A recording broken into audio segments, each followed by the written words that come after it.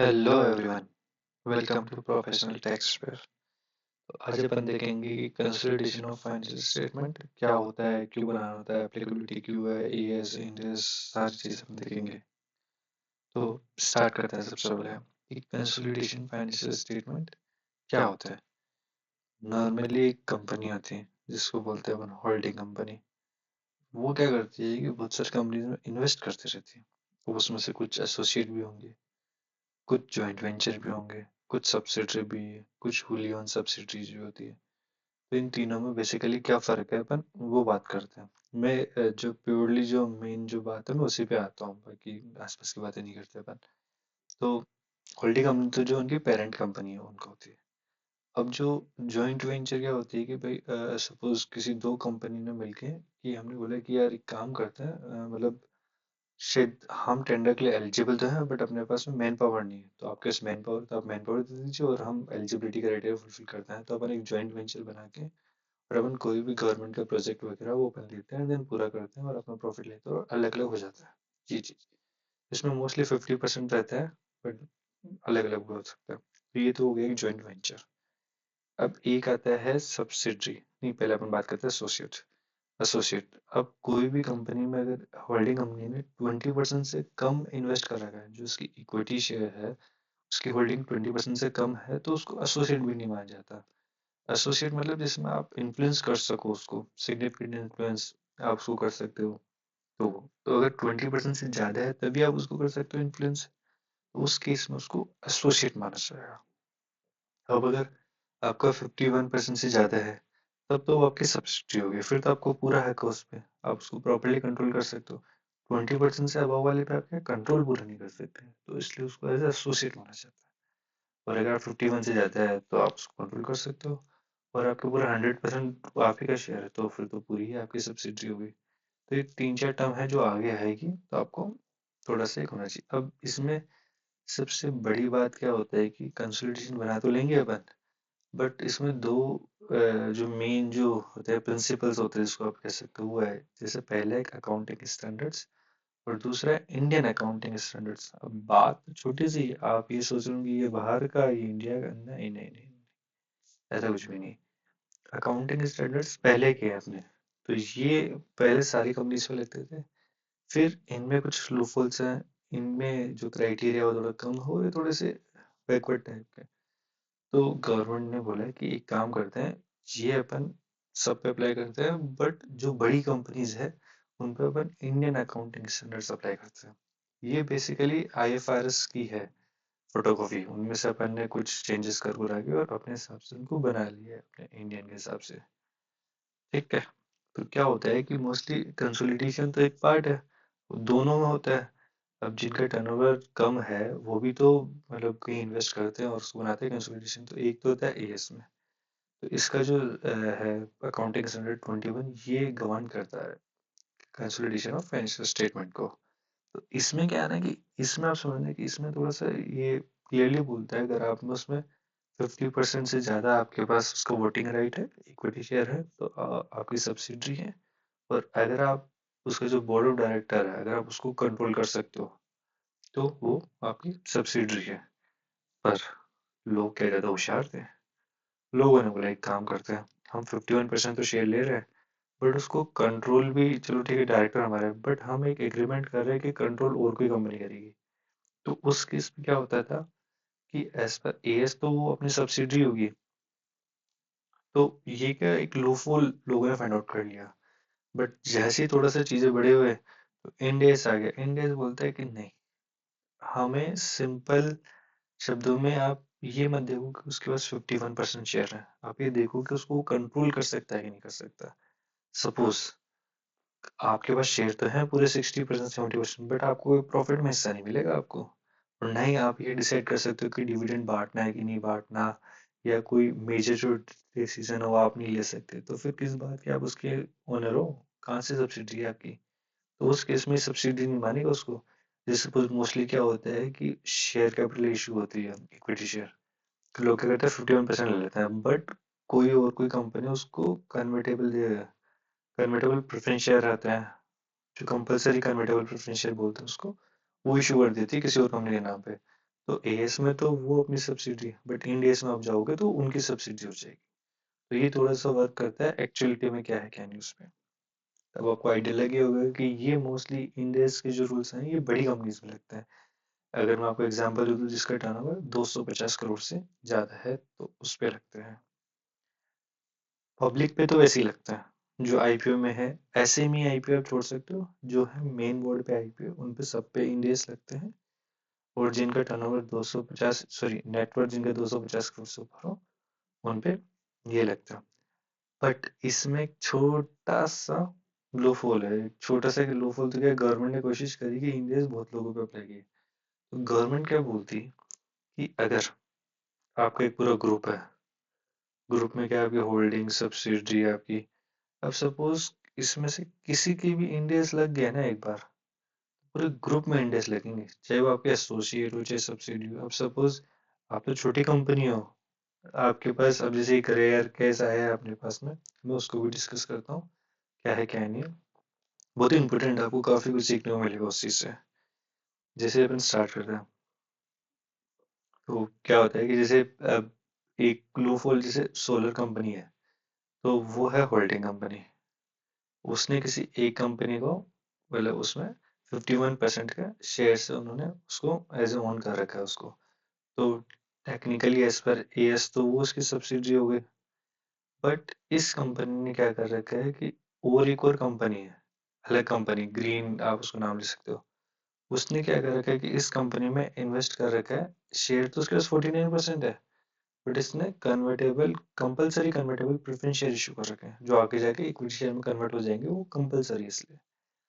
तो कहीं ना कहीं एज पर इंडियस देखोगे तो आप ये सब्सिडी है। तो एज पर एएस उसको ये फॉलो कर रही है और एज पर इंडियस ये फॉलो कर रही है, जबकि वो चीज़ गलत है। अब गलत क्यों है?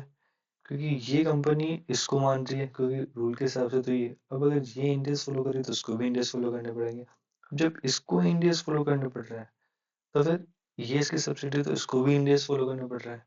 अब जब ये इंडियस फॉलो करेगी तो उसमें ये इसकी सब्सिडी रहेगी ही नहीं, एसोसिएट बन जाएगी या सिंपल एक इन्वेस्टमेंट बन जाएगा। तो इसकी कोई गलती नहीं है, बट फिर भी इसको इंडेक्स फॉलो करने पड़ेंगे, चाहे इसका टर्नओवर नेटवर्थ कम हो फिर भी। समझ रहे हो? तो इंडेक्स का जाल ऐसा है कि अगर आप फंस गए ना, एक बार अप्लाई हो गए तो आगे तक अप्लाई ही रहेंगे आपके लिए। तो अब आपको मोस्टली एक आइडिया लग गया होगा कि जो भी बड़ी बड़ी कंपनीज है या फिर जिनका कनेक्शन है बड़ी बड़ी कंपनीज के डायरेक्टली इनडायरेक्टली, उन सब पे इंडेक्स लगेंगे, तो इसलिए इम्पोर्टेंट हो जाते हैं। अब अपन बात आती है कि भाई आप, चलो ठीक है अपन को समझ में आ गया कि कौन सी कंपनी में इंडेक्स लगेंगे और कौन सी पे नहीं लगेंगे। देन अब अपन को एक स्ट्रक्चर फाइंड आउट करना पड़ेगा ग्रुप का क्या है क्या नहीं। लाइक होल्डिंग, उसमें कौन कौन सी सब्सिडीज हैं, उनकी अपने उनकी जो होल्डिंग है वो है कितने percentage, in terms of percentage we have to find it out. And subsidies joint venture associate, कौन से अपने एसोसिएट है, वो एक प्रॉपर आपके पास टेबल होनी चाहिए। उनकी डेट होनी चाहिए कब वो आपके सब्सिडीज है, क्योंकि जिस दिन वो सब्सिडी बनती है एक उस दिन की बैलेंस शीट बनती है, फाइनेंशियल स्टेटमेंट बनते हैं उस दिन के वहां तक के। और जब ईयर एंड होता है तब तो बनते बनता है। तो उस चीज पर भी ध्यान अपन को उसमें दे सकता है। ये हो गया, पहले आपको ग्रुप आइडेंटिफाई करना है। फिर इसमें ये है कि अगर ग्रुप में चाहे छोटी कंपनी हो चाहे बड़ी कंपनी हो, वो सेम अकाउंटिंग प्रिंसिपल यूज करेंगे इन पॉलिसीज वगैरह। जैसे वैल्यूएशन ऑफ इन्वेंट्री हो गया या डेप्रिसिएशन मेथड हो गया, वो पूरा ग्रुप सेम यूज करेगा, क्योंकि तभी तो कंपैरिजन होगा। आप कंसोलिडेशन बना क्यों रहे हो, आप इसलिए बना रहे हो कि आप as a whole as a आपको ग्रुप हम देख सके कि भाई ठीक है आप पूरे एज ए फैमिली टाइप की आप कितने पैसे अर्न कर रहे हो, कितना आपके एक्सपेंसेस, सारी चीजें। और कोई भी एलिमेंट जैसे कोई भी इंटर कंपनी ट्रांजेक्शन है वो एलिमेंट करनी पड़ेगी। एग्जाम्पल देता हूँ मैं इसका। सपोज एक होल्डिंग कंपनी है और एक सब्सिडी कंपनी है। अब क्या करी कि होल्डिंग कंपनी ने सेल करी सब्सिडी को और सब्सिडी ने इसको एज ए परचेज होगी। तो कहीं ना कहीं ये हो गया कि भाई होल्डिंग 100 रुपए सेल करी सब्सिडी को और सब्सिडी ने इसको यहाँ परचेज कर लिया। कहीं ना कहीं अगर आपको ग्रुप करोगे तो फिर तो आपके 100 रुपए का भी हो गया सेल और 100 रुपए का परचेज भी हो गया। बट अल्टीमेटली में आप कभी भी घर में पैसे नहीं कमाते आपके। तो इस वजह से इस ट्रांजेक्शन को एलिमिनेट करना पड़ेगा, क्योंकि आप ये तो एज एन अनरियलाइज प्रॉफिट हो गया जो कभी होना ही नहीं है आपका। आप तो घर बैठे आपने आपके पापा को कुछ सेल कर दिया, पापा ने वापस आपको सेल कर दिया, आपने किसी और बेटे को सेल कर दिया। ये तो कुछ नहीं होते, तो इसलिए हमेशा इंटर कंपनी जो ट्रांजेक्शन होती है ना, उसको एलिमिनेट करना पड़ता है। तो अब लोगों को डाउट रहता है कि इसको इनकम टैक्स रिटर्न एज पर इनकम टैक्स एक्ट 1962 उसमें भी शो करना है कि नहीं करना, उस पर बात आता है, अपन बात करते हैं। तो पहले जो भी आपकी इंटर कंपनी ट्रांजेक्शन है उसको एलिमिनेट करना पड़ेगा। अब एलिमिनेट करने के बाद में अगर कोई क्लोजिंग स्टॉक या कोई भी एसेट में, सपोज एग्जांपल के लिए होल्डिंग कंपनी ने 1 लाख रुपए का स्टॉक इनको बेचा और वो क्लोजिंग स्टॉक में शो है, तो उसमें कहीं ना कहीं होल्डिंग ने प्रॉफिट कमाया, वो प्रॉफिट भी अपन को हटाना पड़ेगा, वो अनरियलाइज प्रॉफिट हो गया।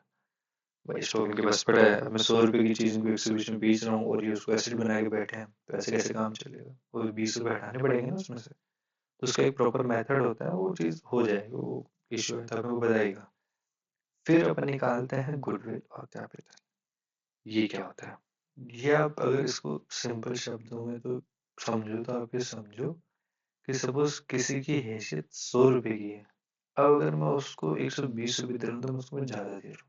मैं ज्यादा दे रहा हूँ तो क्यों दे रहा हूँ, क्योंकि क्या पता है इसका कोई नाम होगा एज ए गुडविल, कि क्या पता है कि मुझे इससे ज्यादा बेनिफिट मिलेगा फ्यूचर में, तो इसलिए मैं उसको दे रहा हूँ। तो फिर अभी ये भी हो सकता है कि किसी की हैसियत 100 रुपए की, मतलब 100 रुपए में उसको दे रहा हूँ, बट क्या पता उसकी हैसियत 80 रुपए की भी हो। तो मैं उसको कम क्यों दे रहा हूँ, कि मुझे लगेगा कि यार ठीक है यार अभी कम दे लेते हैं, फायदेमंद है, बट ये है, देखेंगे। मतलब समझ रहे हो, मतलब सॉरी, इसकी वर्थ इट है 100 रुपये, बट मैं उसको 80 रुपीज दे रहा हूँ, मतलब सही बोला मैंने। तो मैं उसको 20 रुपीज कम दे रहा हूँ ना, क्यों दे रहा हूँ भाई, वो सामने वाले को ले रहा है कि उसको बेचना है, उसकी प्रॉब्लम है, तो मैं उसका एडवांटेज ले रहा हूँ। तो वो कैपिटल रिजर्व हो गया, मुझे एक्स्ट्रा पे नहीं, मैंने कम पे किया इसमें। ये दो कैलकुलेट होते हैं जब आप एज ए उसको एक्वायर करते हो, डेट ऑफ एक्विजिशन, जब आपके सब्सिडी में, तो प्रॉपर कैलकुलेशन होती है और हर साल इसमें चीजें ऐड ऑन होती रहती है अगर कोई चेंजेस होता है तो। अब ये आता है एनसीए। अब मैंने हर जगह बोला कि सब्सिडी होगी तो 51% या 60 जो भी आपका, बट जो बाकी का जिसके पास में होगा उसका तो कंट्रोल कम होगा ना, तो उसको बोलते हैं non controlling interest, NCA. NCA बोलते हैं इंड एएस में, इंडियन अकाउंटिंग स्टैंडर्ड में, और माइनॉरिटी इंटरेस्ट बोलते हैं एएस में। ये एक फर्क है। थोड़ी थोड़ी सबकी कैलकुलेशन अलग अलग है, मोस्टली इक्विटी मेथड पे वर्क करते हैं दोनों। बेसिकली आप समझो तो जो ये ऐसा हिस्सा है कि जो हमारा नहीं है, बट हम जैसे 51% 60% अपन कंट्रोल कर रहे हैं किसी सब्सिडी को, बाकी को 40% का है वो रखो, उनको वो माइनॉरिटी इंटरेस्ट बोलते हैं या फिर एनसीए बोलते हैं। अब जो भी आपको एडजस्टमेंट आप उसमें करोगे तो आपको समझ में आ जाएगा। प्रॉपर एक बैलेंस शीट पैनल जो स्टैंड अलोन, जिनकी मतलब सिंपल, जिनको अपन ये मान के चलते हैं कि सिर्फ अपन नहीं है, तो स्टैंड अलोन बनती है, फिर एज ए कंसोलिडेशन बनाते हैं तो अपन सबको मर्ज कर लेते हैं।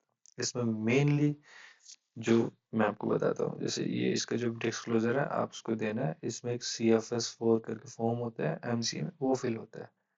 अब आपके मन में डाउट आता होगा, ये सॉरी AOC फॉर CFS, हाँ ये फाइल होता है इसमें, प्रॉपर इसमें जो होता है अटैचमेंट वगैरह। और बहुत सारी कंपनीज के आप एनुअल रिपोर्ट में आपने देखा होगा कि स्टैंड अलोन बैलेंस शीट फिर देन कंसोलिडेशन बैलेंस शीट रहता है। अब लोगों को डाउट होता है इसको इनकम टैक्स में भी कहीं भी रिपोर्ट करना पड़ता है क्या, तो बोले कि एज सच कहीं भी इसकी रिपोर्टिंग नहीं होती इनकम टैक्स में, बट इनकम टैक्स में जनरल इन्फॉर्मेशन में आप जैसे जाएंगे वहाँ पे, तो आपको बताना पड़ता है कि आपकी कौन सी होल्डिंग है, आपकी कौन सी सब्सिडी है, आपका क्या नेचर है, आप किसी की सब्सिडी हो या किसी की होल्डिंग हो, और सारे उनका नाम एड्रेस वगैरह आपको सारी चीज़ उसमें शो करनी पड़ती है। तो ये एक मेन चीज़ रहती है, बट डायरेक्टली आपको लाइक जैसे ऑडिट रिपोर्ट या फिर ऐसे पूरा पैनल वो बना के आपको कहीं पे भी शो नहीं करना होता। तो ये मोस्टली मैंने बताया कि जो फ़र्क है ये नॉर्मल है, आप देख लोगे कहीं कोई दिक्कत नहीं आएगी। अब कहाँ कहाँ पे अपन को आती है प्रॉब्लम, वो मैं आपको बता देता हूँ कि मैं एमसीए पे कहीं फाइल नहीं होगी। अब क्या होता है कि मोस्टली एक तो आपको अनरियलाइज गेन, अब आपको कौन सी सब्सिडी कौन सी नहीं है वो आपको सारी चीजें इसमें देखनी है आपको सब। मैंने कोशिश करी आपको सारी चीजें बताने की, फिर भी कोई चीज अगर रह जाती है तो आप कमेंट में पूछिए, मैं कोशिश करूंगा कि मैं उनका आंसर दे सकूँ।